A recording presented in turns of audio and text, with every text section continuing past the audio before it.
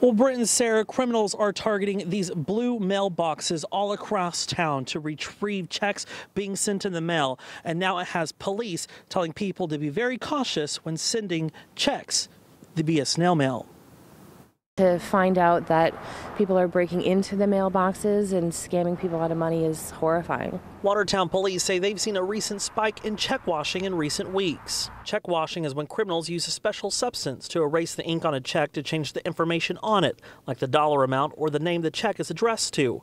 Criminals can then cash the check for a higher amount. And each one has been different. They haven't been the same. It doesn't seem like it's been the same individual on the check. So we don't think we have one person who is potentially doing this. Might be multiple people. Police say all the reported instances have involved people putting checks in blue post office mailboxes.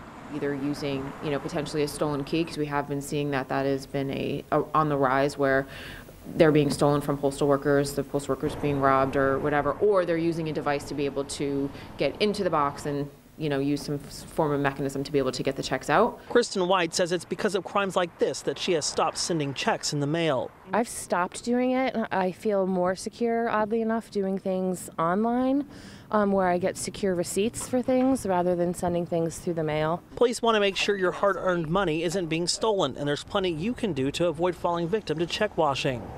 Don't use the blue boxes. Go actually to the post office and put it in their slot that's inside the building. If you are using a blue box, if pickup is at 5, try to do it right before so it's not sitting in there all day without it being monitored.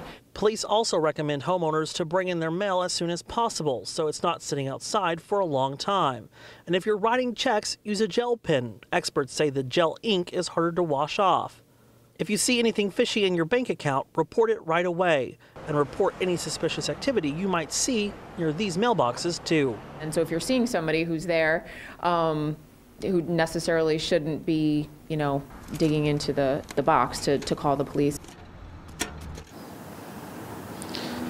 And some of these newer mailboxes are actually designed to prevent crimes like this from happening. If you're caught doing this, you could face fraud and larceny charges, but you could also face felony charges as well because tampering with mail is a federal crime. Live in Watertown, Jake Garcia, Fox 61, Connecticut's news station.